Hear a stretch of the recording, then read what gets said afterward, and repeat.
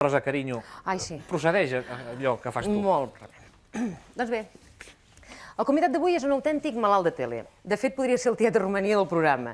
Mira, a casa seva té una antena parabòlica de més de 2 metres de diàmetre i en el seu despatx té 7 teles funcionant a tot drap, tot el dia. Fa 40 anys que treballa en el món de la televisió i ha estat un dels realitzadors més innovadors d'aquest mitjà. Exdirector i fundador de Telecinco, ara és el president de Prime Time, empresa que ha produït sèries d'èxit com Hostal Royal Manzanares. En definitiva, parlar de tele és parlar d'ell. Valerio Lázarov! Bona nit. Endavant.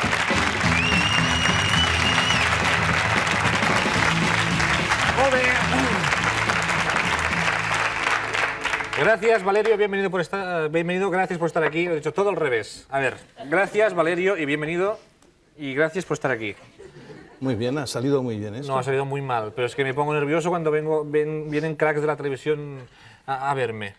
Ay, porque tú eres un enfermo de tele, ¿también se puede decir así? Sí, yo soy un enfermo de tele, y además es una enfermedad crónica. Pero se lleva bien. Que se lleva bien, sí, sí, una enfermedad crónica desde hace muchos años. Si no me equivoco, hace 40 años, una efeméride que celebraste hace muy poco. ¿Es así? No hay que decirlo. Ah, ¿no? Descubre la gente cuánto soy mayor y viejo. No, porque empezaste muy joven. Esto sí es verdad. Esto sí es verdad. 40 años de televisión. Hace justamente en el mes de diciembre pasado cumplí 40 años desde cuando hice mi primer programa de televisión en Rumanía. Para la televisión rumana había 100 aparatos de televisión en todo el país. La televisión era audiencia monstruo. Experimental. Sí, se contaba la audiencia por llamadas telefónicas. Claro. Se llamaban entre sí y se decían los 25 o 30 que habían visto el programa, que habían visto el programa. Pero era agradable. ¿Qué tipo de programa era? Yo recuerdo que era un programa musical de 20 minutos. Sería un especial Nochevieja. Bueno, era para Nochevieja. ¿Ves? Es que tú ya tenías tirada para la Nochevieja. Era para Nochevieja. Y lo hice por casualidad, porque el realizador que tenía que hacer el programa, que no era yo, se puso enfermo. Entonces, otro enfermo, el director de televisión, yo había apenas acabado la escuela de cine, me llamó y me preguntó si me atrevía con este programa. Yo dije que sí, no me di cuenta de lo que hacía. Y después me vi perdido porque cuando se sale de la universidad se sabe mucha teoría, sobre papel todo es perfecto, cuando llegas a un estudio de televisión no sabes qué hacer con cámaras, con luces, con nada. Sí, que tú ibas enfocado para el cine, ¿se puede decir así? Sí, yo estudié para ser director de cine, pero después seguramente que era muy malo para el cine y me cobijé dentro de un estudio de televisión, de una cadena de televisión. Y no te fue mal, porque tu vida ha transcurrido de estudio en estudio y creo porque me toca. Bueno, sí, fui un nómada de la televisión. Más, llegaste, si no me equivoco, en el 68 a España. Sí. ¿Sí? Además, tu llegada a España desde Rumanía fue una historia un poco rocambolesca, con la que tiene que ver Salomé. Sí, la cantante Salomé y la lengua catalana me ayudaron a llegar aquí. ¿La lengua catalana? Sí, la lengua catalana, porque de Rumanía nadie podía salir. Yo trabajaba para la televisión rumana, que era del gobierno, y todos los que trabajamos para la televisión rumana teníamos los teléfonos intervenidos y el correo intervenido. En el 1966 conocí en Monte Carlo a Adolfo Suárez, que era director de la primera cadena. Y que luego prosperó mucho. Sí, prosperó, claro.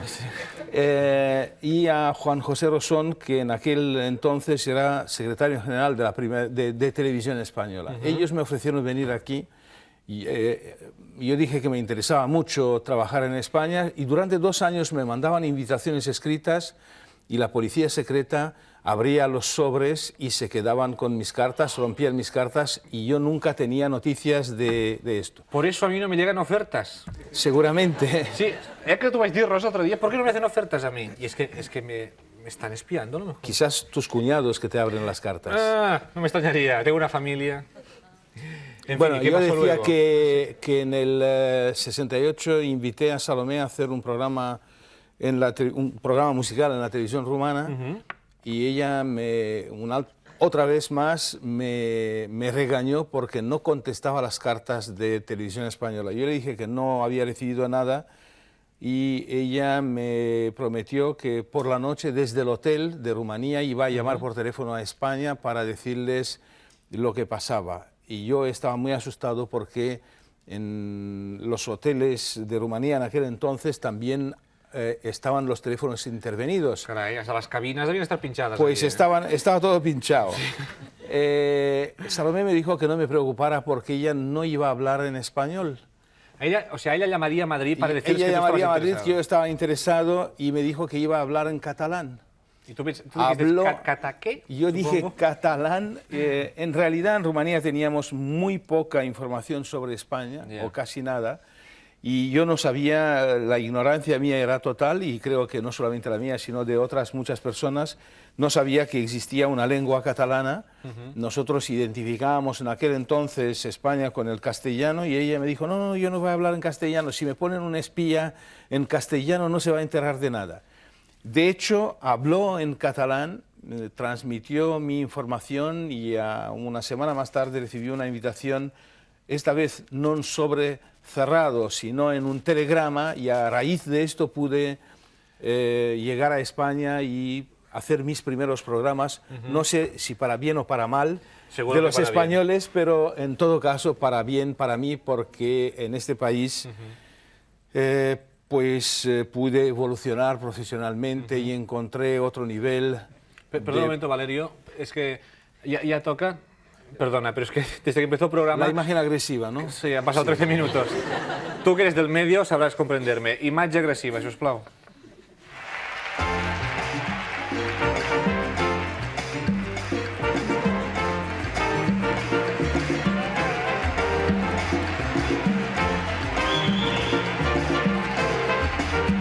Això no és un actor, és un bon tros d'èxit.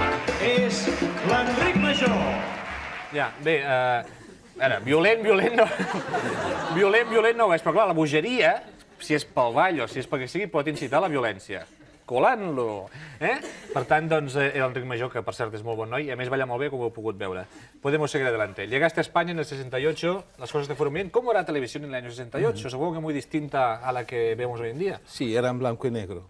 Para empezar, sí. Pero no, era una televisión... yo tengo que recordar que en aquel momento España vivía un aislamiento total en el mundo occidental y Televisión Española necesitaba de alguna forma afirmarse internacionalmente. Por esto llegué yo a España. En aquel momento no entendía por qué. Pero ese año fue cuando España ganó Eurovisión, justamente. España necesitaba ganar premios internacionales. Sí. Chicho tuvo una situación privilegiada porque dio éxitos internacionales a Televisión Española. Y como yo en el 66 había ganado para la televisión rumana el premio de la crítica internacional en Monte Carlo y el premio especial del jurado, la idea de traerme a España era para fabricar otros premios internacionales. Menuda presión, ¿no? Llegar aquí. Pues sí, la televisión no era mala, era una televisión con... Ni mejor ni peor, diferente. No, digamos. no era mala, había una censura terrible, pero para alguien como yo que había vivido otro tipo de censura más feroz, a mí la censura en España me parecía un juego de niños. De risa, claro. Pero la censura existía. Yo recuerdo que el día que se tenía que emitir mi primer programa que hice en España, que se llamaba El Irreal Madrid. ¿El cómo? El Irreal Madrid. Irreal Madrid. Irreal Madrid. El Irreal Madrid. Pues a las 3 de la tarde el censor dio un informe de que no se podía emitir el programa porque Irán... Porque era del Barcelona. No, porque Irán Eori, que era la protagonista, salía vestida y se le veía el ombligo. Hombre, es que también Valerio... Pecado mortal. Déu-n'hi-do.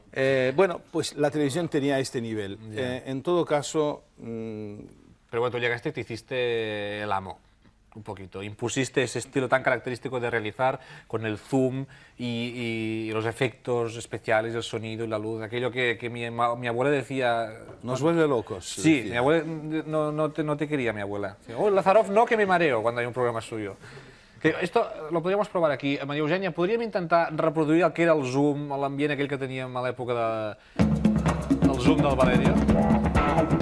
Bueno, la cosa era un poco así, ¿no? A una entrevista en estas... Más agresivo. Más agresivo, sí. Pero en estas condiciones es difícil mantener una conversación. Vaja, impossible. Prou, Eugènia. Prou, gràcies. Ja hem vist de què anava. Era una època convulsa, los años 70, desde luego. Bueno, hay programas ahora que están en esta línea, ¿no? Sí, mucho movimiento de cámara y pim pam, y Claro. atabalar a la audiencia. Pero es que yo pensaba... Atabalar no se dice, digamos, aturdir a la audiencia. Atontarla. Atontarla es un poco fuerte, pero aturdirla un poquito, sí. Es que yo pensaba en aquella época, pensaba sinceramente que España era igual Dalí, igual Picasso, y después en los primeros días míos de estancia en Madrid me llevaron a una discoteca donde había una música muy fuerte y unas luces psicodélicas muy agresivas. Yo pensé que España era así. Ya. Desconocía por completo, no hablaba el castellano, Por suerte que el ni primer ahora día- lo hablo muy bien, pero Sí, hombre. no hablaba el castellano y no entendía exactamente cómo era España de aquel entonces. Pues suerte que te llevaron a una boate el primer día, se te llegan a llevar a una plaza de toros. ¿Cómo sería televisión? ¿Qué habrías hecho? Dentro Pues de todo. me llevaron a una plaza de toros y tengo un recuerdo muy bello porque la persona que me llevó a una plaza de toros por primera vez y creo que por última fue Pilar Miró. El director de Televisión Española le dijo a Pilar, llévale a una corrida. Y recuerdo que era una corrida con el cordobés, con Paco Caminos, si no me equivoco, y no entendí nada, porque quien no conoce la fiesta Ya. no entiende nada. A mí me parecía, no entendía por qué en algunos momentos la gente aplaudía y por qué en otros momentos sacaban los pañuelos blancos y no entendí nada. Ya. Y fue mi primera experiencia taurina y la última. No te gustó la experiencia. se puede No, decir. no, es Bueno, una- claro, viniendo de Rumanía también, claro, es muy distinto. No, en Rumanía en no aquella justifica. época, en aquella época no se mataban toros, se mataban personas. Ya, claro, era menos vistoso, claro, ya también. Por cierto, hablábamos del Zoom y de este estilo, y el Zoom llegó a dar nombre a todo un grupo de mitos televisivos, que era el ballet Zoom, Sí. que eran Bob Nico, Giorgio Aresu, aquella chica Yulan. japonesa, ¿cómo se llamaba? Yulan. Yulan, eso. Yo sabía que era japonesa, pero no sabía el nombre. No, en realidad era holandesa. No, pero había una japonesa también. Sí, sí, Mira, aquí pero- los tenemos en un cromo. Pero era holandesa. Es venía de un álbum de Holanda. cromos que tenía mi primo. El ballet Zoom.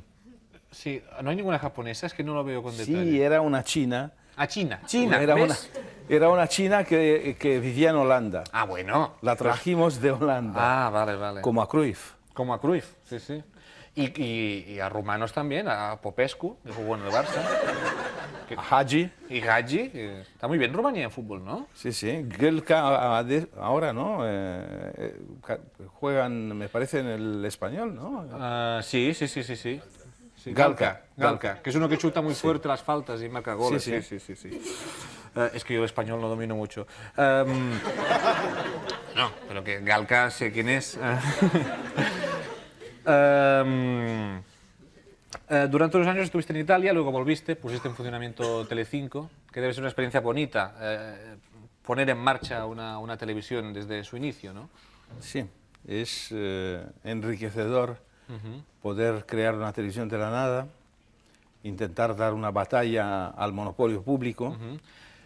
Aunque los principios fueron duros, ¿no? Porque había un cierto recelo inicial hacia las televisiones privadas al principio, ¿no? Bueno, yo no sé si había recelo, quizás había demasiadas expectativas. La gente, no sé qué milagro esperaba con la aparición de las televisiones privadas.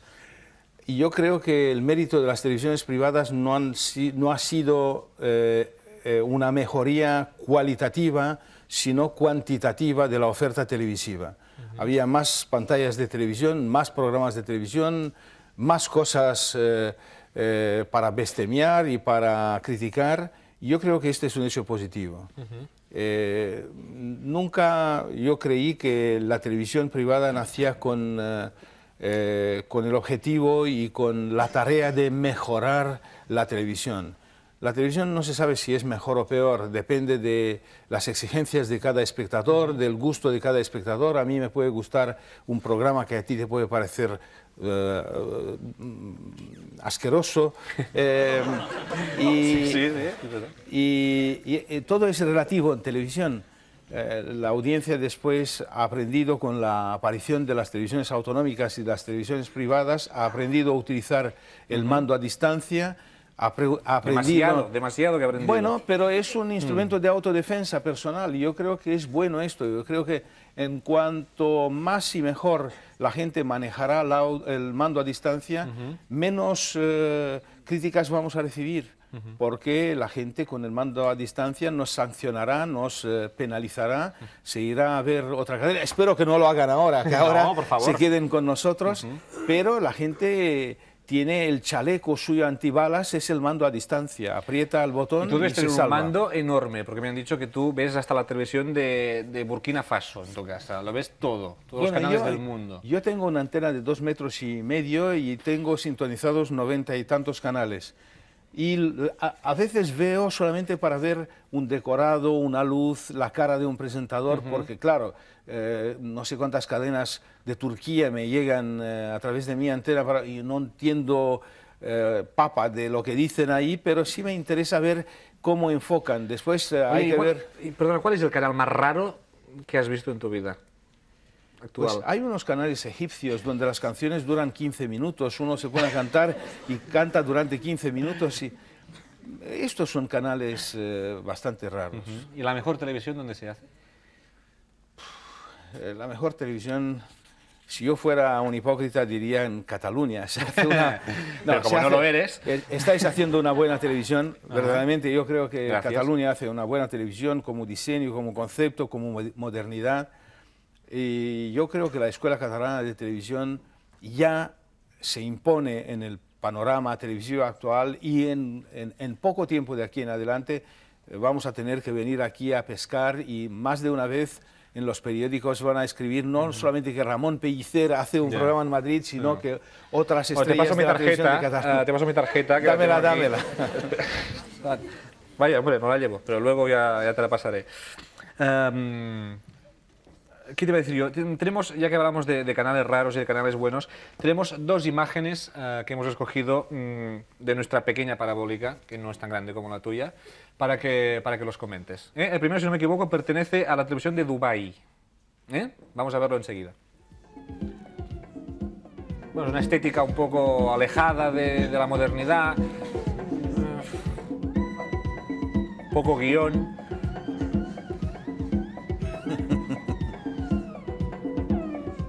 Bueno, no sé si... no sé. ¿Qué se puede comentar después de estas imágenes? ¿Cada país tiene una televisión que se merece, Valerio? ¿O cómo va esto? Yo creo que cada público tiene la televisión que se merece, pero la televisión es una historia muy complicada.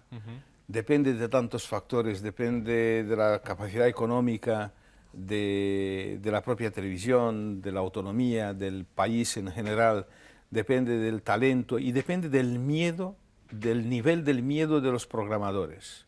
¿Miedo a qué? Miedo al fracaso, miedo a las bajas audiencias. O sea, nosotros sabemos que la verdad es que la televisión actual está supeditada no a tanto a consignas políticas, no tanto a imposiciones de ninguna naturaleza, sino al miedo al fracaso. El responsable de una televisión tiene que dar éxitos, tiene que dar números importantes de audiencia. Y este terror al fracaso, este miedo al fracaso, condiciona mucho la televisión. Y tú que en la actualidad presides una productora de éxito con programas como Hostal Royal Manzanares, etcétera, ¿con quién te desahogas cuando un producto tuyo no funciona? ¿Cómo lo encajas?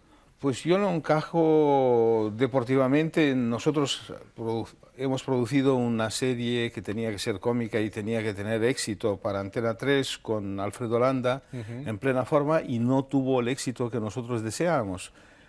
¿Ruedan cabezas en este caso o qué ocurre? No ruedan cabezas porque si alguien tuviera como un cocinero famoso exactamente la receta, si la televisión se pudiera hacer con recetas matemáticas del éxito, pones no sé cuántos gramos de talento, no sé cuántos gramos, pero la televisión no es una ciencia exacta y recetas para el éxito no existen. A veces con los mejores guiones, con los extraordinarios protagonistas, encuentras un fracaso estrepitoso y otras veces con temas o con ideas en las cuales crees bien poco, pues te encuentras con el éxito. Yo creo que ahí es... Por ejemplo, perdona, este es el caso de Carmen Sevilla y el Telecupón, cuando estabais en Telecinco. Bueno, Carmen Sevilla me costó casi un disgusto al principio, porque cuando yo... Perdón, imagen violenta, han pasado 13 minutos. Me sabe mal, Valerio, pero son las cosas del directo. Imagen violenta. Em va advertir, abraonant-se sobre mi, que en un altre lloc m'hauria trencat la cara. Textual. La vida es pur teatre y això és una mica el que ho venia a representar. Estamos hablando de Carmen Sevilla y el disgusto. Bueno, el disgusto era que la gente de la ONCE me pidió la cabeza de Carmen Sevilla después de 3 programas. Ya. Y yo les ofrecí la mía, que tenía menos pelo que Carmen Sevilla, era más feo que Carmen Sevilla, pero les ofrecí la mía. Después se dieron cuenta de que Carmen Sevilla era el antihéroe.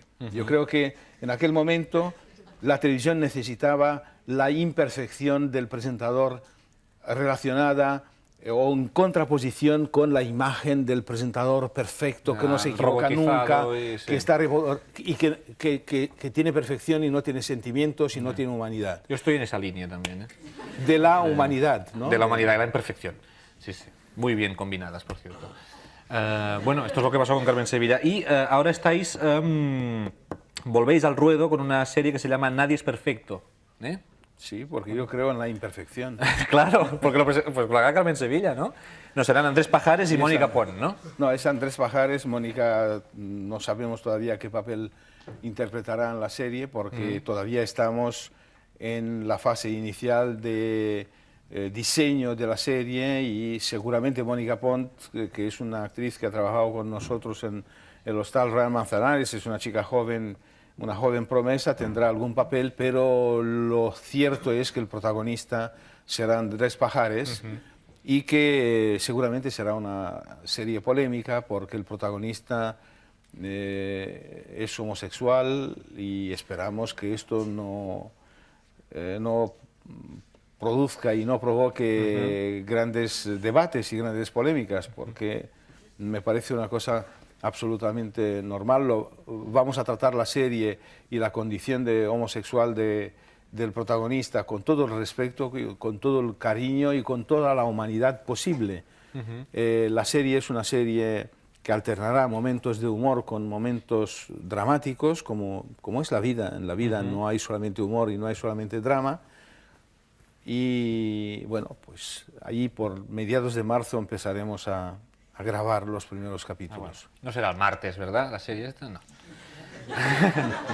Esperemos que no. En todo caso, a pesar de todo, mucha suerte con esta serie y con todo lo que venga. Y gracias por venir a visitarnos, Valerio. Muchísimas gracias. Gracias, Valerio Lazaro. Muchas gracias. La tarjeta. Luego te va a ver. Gracias.